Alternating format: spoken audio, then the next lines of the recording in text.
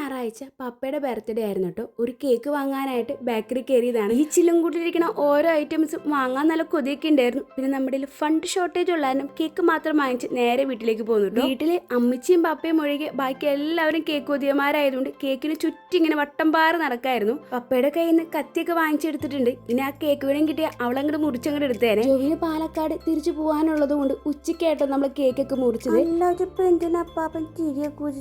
ഇവരൊക്കെ ഇന്നലെ ഇങ്ങനെ കൈയൊക്കെ കൂട്ടി പാട്ടൊക്കെ പാടുന്നുണ്ട്. നല്ല രസമുണ്ട് പാട്ടൊക്കെ കേൾക്കാനായിട്ട്. ഈ പിള്ളേരൊക്കെ ഉള്ള വീട്ടിൽ പറഞ്ഞാൽ ശരിക്കും മനസ്സിലാവും കേട്ടോ. ഒരു കേക്ക് കട്ട് ചെയ്ത് കഴിഞ്ഞാൽ ആദ്യത്തെ പീസ് അവർക്ക് കൊടുത്തിട്ടാട്ടോ നമുക്ക് വരെ കഴിക്കാൻ പറ്റുള്ളൂ. അതുതന്നെയാണ് ഇവിടെ സംഭവിച്ചത്. ഈ പിള്ളേര് നമ്മൾ ചെയ്യുന്നതെല്ലാം ശ്രദ്ധിച്ച് ചെയ്യുമെന്ന് പറയുന്നത് എത്ര ശരിയാലേ.